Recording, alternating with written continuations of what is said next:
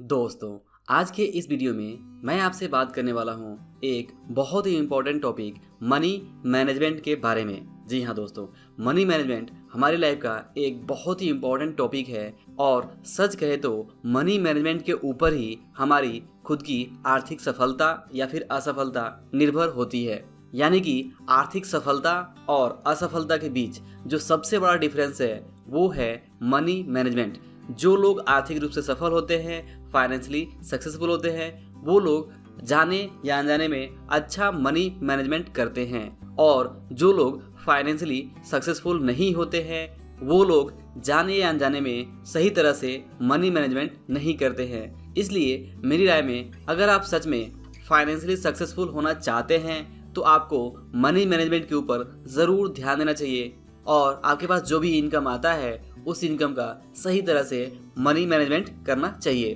तो दोस्तों, सबसे पहले अगर बात करें कि मनी मैनेजमेंट होता क्या है, तो आप देखेंगे कि मनी मैनेजमेंट का मतलब है कि हमारे पास जो भी पैसे आते हैं इनकम के रूप में, उस पैसे का हम डिसिप्लिन के साथ बेस्ट इस्तेमाल, बेस्ट यूज कर सकें। और मनी मैनेजमेंट का जो मेन ऑब्जेक्टिव होता है, जो मेन उद्देश्य होता है, वो होता है कि हम अपने सभी फाइनेंशियल गोल्स को सही तरह से सही समय पे पूरा कर सके। और मनी मैनेजमेंट के अंदर हमें 3 चीज़ों का खास तौर से ध्यान रखना होता है कि हमारे पास जो भी पैसे आते हैं उसे हम किस तरह से खर्च करने का प्लान करते हैं और किस तरह से खर्च करते हैं, और दूसरा किस तरह से हम पैसों की बचत करते हैं, और तीसरा हम अपने पैसों का किस तरह से निवेश यानी इन्वेस्टमेंट करते हैं। दोस्तों, वास्तव में money management best financial habit है जो हम सभी अपनी आर्थिक सफलता के लिए डेवलप कर सकते हैं और इस हैबिट की वजह से ही हमारे अपने पर्सनल लाइफ में या फिर बिजनेस लाइफ में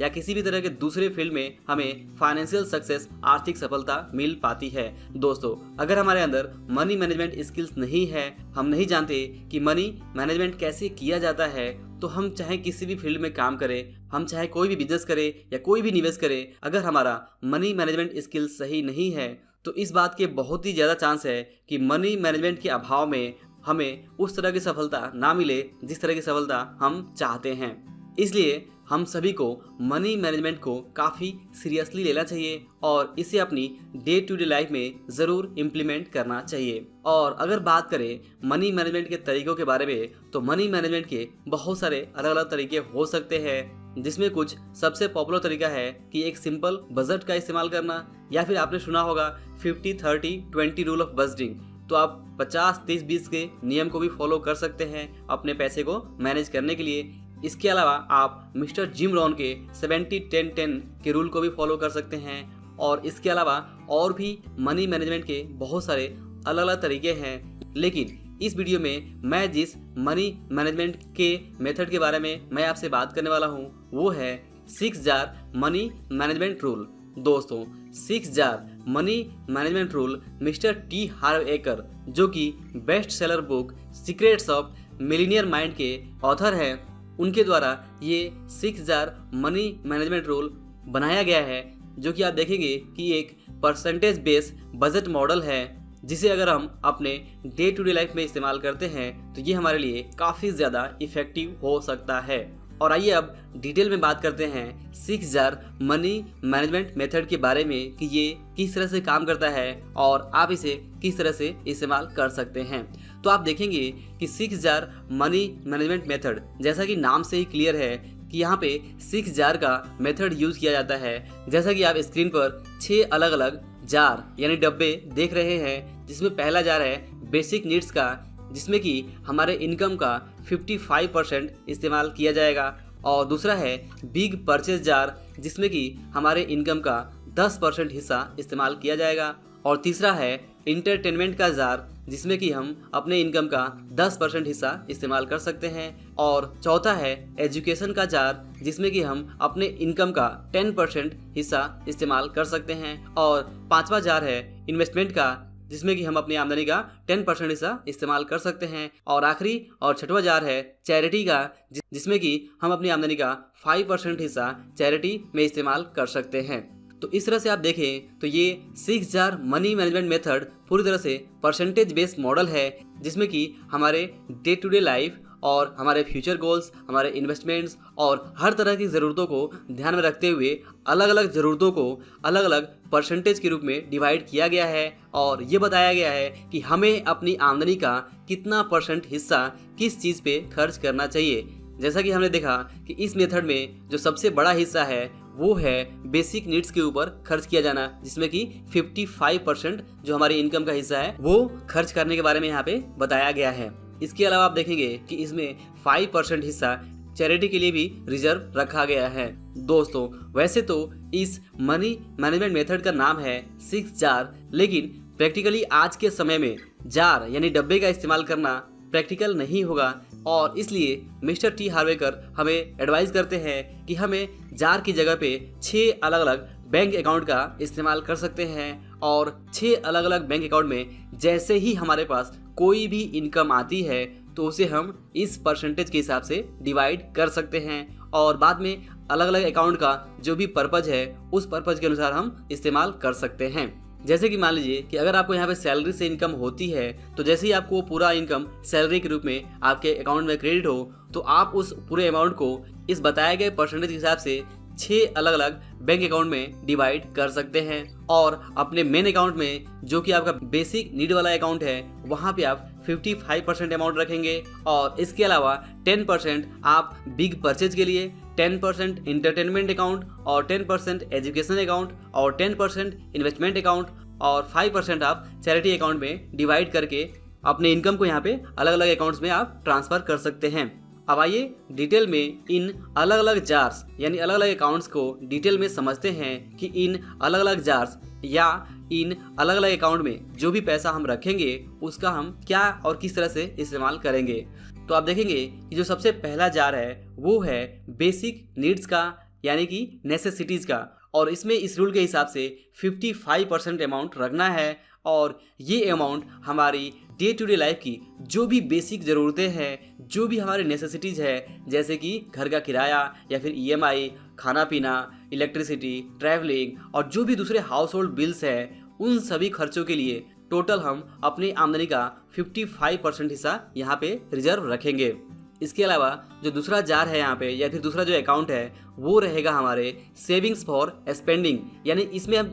इस अकाउंट में जो पैसा हम रखेंगे वो एक तरह से बचत के रूप में रहेगा और इस पैसे से हम जो भी बड़े परचेज करने हैं और जो भी लॉन्ग टर्म परचेज करने हैं और जो भी हमारी इमरजेंसी नीड्स है उसके लिए हम यहाँ पे अपना पैसा रखेंगे। जैसे कि मान लीजिए कि अगर आप कोई बड़ा LED TV खरीदना चाहते हैं तो उसके लिए जो पैसे हैं आप इस अकाउंट में सेव कर सकते हैं या फिर आप अपना इमरजेंसी फंड या फिर जो भी आप इंश्योरेंस का प्रीमियम पे करते हैं उसको भी आप इस अकाउंट से पे कर सकते हैं। आप चाहे तो इस अकाउंट में हॉलिडे प्लान के लिए भी सेविंग करके रख सकते हैं और जैसा कि इस जार का नाम है बिग परचेज प्लान, यानी अगर आप कोई भी बड़ा परचेज करना चाहते हैं, घर, गाड़ी या कोई भी दूसरी चीज़, तो उसके लिए जो सेविंग्स है वो आप इस अकाउंट में कर सकते हैं और जो भी आपको आमदनी होती है उस आमदनी का 10% आप इस अकाउंट में रख सकते हैं। तो इस तरह से आपने पहले जार में अपनी बेसिक नीड्स को पूरा किया और दूसरे जार में आपने अपने फ्यूचर की ज़रूरतों के लिए जो पैसा है वो रिजर्व रख लिया। और अब बात करते हैं तीसरे जार के बारे में और तीसरा जार यानी तीसरा अकाउंट है entertainment account. 6 jar money management method में 10% हिस्सा इंटरटेनमेंट अकाउंट में रखने के लिए बताया गया है कि हमें अपनी आमदनी का 10% हिस्सा एक इंटरटेनमेंट अकाउंट में रखना चाहिए और जो भी हम पार्टीज करते हैं, बर्थडे मनाते हैं, एनिवर्सरी मनाते हैं या फिर हमारे घरों में शादियाँ होती हैं, हम कभी बाहर डिनर के लिए जाते हैं, पिकनिक के लिए जाते हैं, जो भी हमारे इंटरटेनमेंट प्लान्स हैं, मूवीज़ है, थिएटर है, ऑनलाइन या फिर इंटरनेट सर्विसेज है, यानी कि जो भी हम इंटरटेनमेंट से या फिर पार्टी टाइप का जो भी खर्च करते हैं उसके लिए हमें अपनी आमदनी का 10% हिस्सा इस अकाउंट में रिजर्व रखना चाहिए और इस अकाउंट से ही हमें अपने इस तरह के खर्चों को पूरा करना चाहिए। और दोस्तों, इसके अलावा जो चौथा जार है यानी जो चौथा अकाउंट हमें बनाना है वो बनाना है एजुकेशन के लिए और इस अकाउंट में हमें अपनी आमदनी का 10% हिस्सा रिजर्व रखना है। दोस्तों, जैसा कि आप जानते हैं कि हमारी लाइफ में जो सबसे बड़ा निवेश होता है वो होता है हमारे खुद के स्किल्स में किया गया निवेश और स्किल्स को डेवलप करने के लिए हमें कई बार कोचिंग की, मेंटरशिप की या फिर ऑनलाइन या ऑफलाइन कुछ कोर्सेज करने की ज़रूरत होती है, कुछ बुक्स पढ़ने की ज़रूरत होती है, कुछ सेमिनार या कुछ वेबिनार अटेंड करने की ज़रूरत होती है और इसके लिए काफ़ी सारे पैसों की भी ज़रूरत होती है। तो सेल्फ एजुकेशन के इसी इम्पोर्टेंस को ध्यान में रखते हुए इस जार मनी मैनेजमेंट के मेथड में 10% हिस्सा एजुकेशन के लिए रिजर्व रखा जाता है और जो चौथा अकाउंट रहेगा उसमें हम अपनी आमदनी का 10% हिस्सा इसके लिए रिजर्व रखेंगे कि हम अपने आप को खुद को एजुकेट कर सकें और अपनी क्षमताओं को बढ़ाकर अपनी आमदनी को भी बढ़ा सकें। और इसके अलावा जो पांचवा जार है यानी जो पांचवा अकाउंट रहेगा इस मेथड में वो रहेगा फाइनेंशियल फ्रीडम का अकाउंट और इस अकाउंट में हम अपनी आमदनी का 10% हिस्सा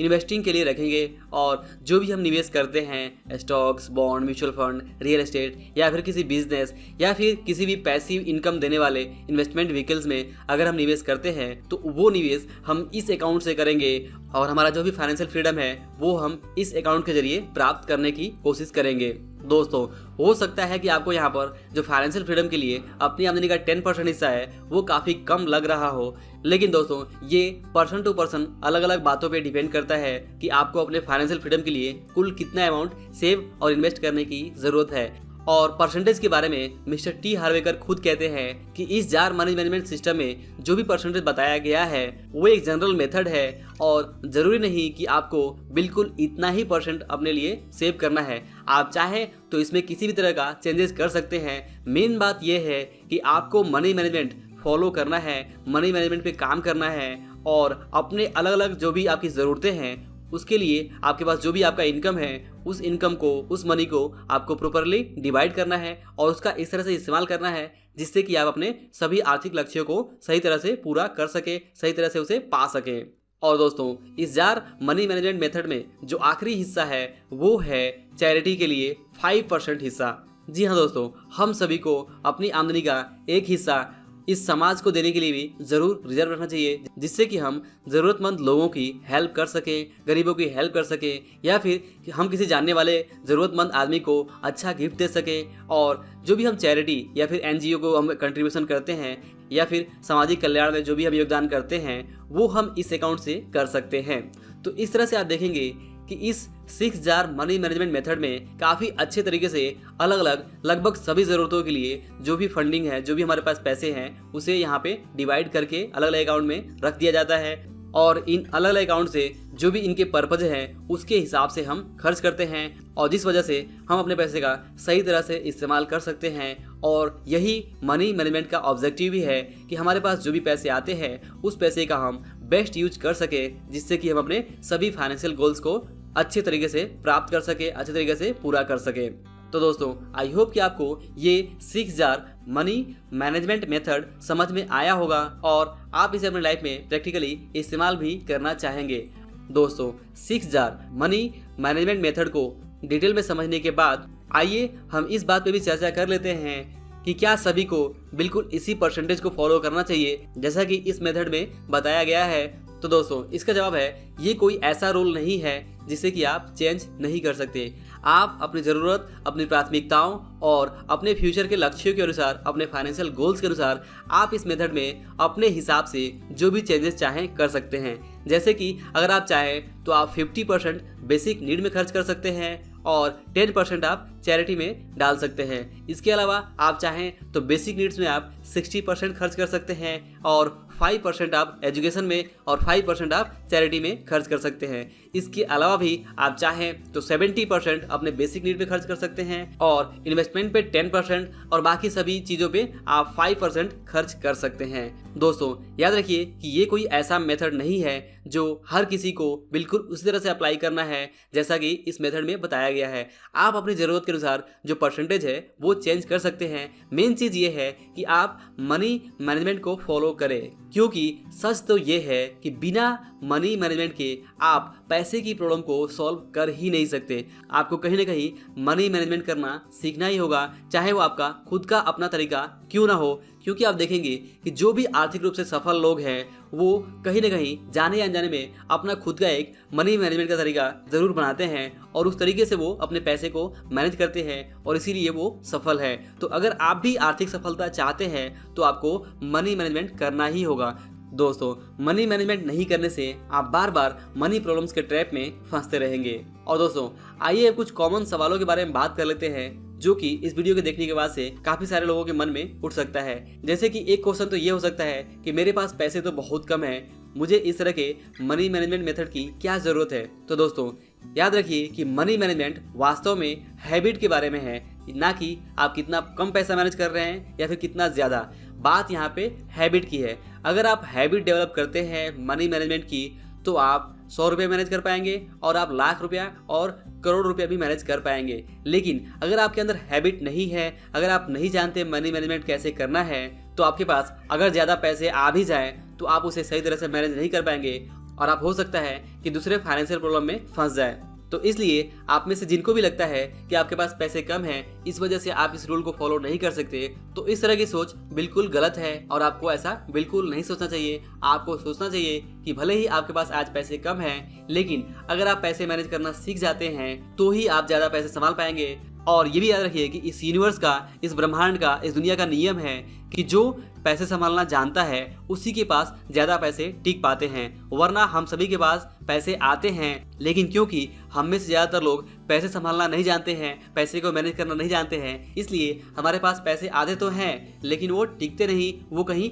और चले जाते हैं। तो इसलिए आज आपके पास जो भी पैसे हैं उसे आप किसी भी मनी मैनेजमेंट तरीके से संभालना सीखिए। अगर आप संभालना सीख जाते हैं तो आप ये देखकर हैरान हो जाएंगे कि आपके पास आगे कितने पैसे धीमे धीमे आ रहे हैं और आपके पैसे बढ़ते जा रहे हैं। और दोस्तों, आप में से कुछ लोगों का सवाल ये भी हो सकता है कि मेरे ऊपर तो अभी बहुत सारा कर्ज है, मैं कैसे इस मनी मैनेजमेंट रूल को फॉलो करूं। तो दोस्त, आपको समझने की ज़रूरत यह है कि आप डेट यानी कि कर्ज के जाल में इसलिए फंसे हैं क्योंकि आप वास्तव में मनी मैनेजमेंट करना नहीं जानते थे। और आज भी अगर आप मनी मैनेजमेंट करना नहीं सीखते हैं तो हो सकता है कि आप किसी तरह से कर्ज को चुका दें, लेकिन मनी मैनेजमेंट के अभाव में आप वापस कर्ज के जाल में फंस सकते हैं। इसलिए मनी मैनेजमेंट को सीखना बहुत ही ज़्यादा इम्पोर्टेंट है ताकि आप फ्यूचर में कभी कर्ज के जाल में ना फंसें। और अगर आप कर्ज में हैं तो मैं आपको यहाँ पर एक छोटा सा टिप देना चाहूँगा कि आप इस 6000 मनी मैनेजमेंट रूल को भी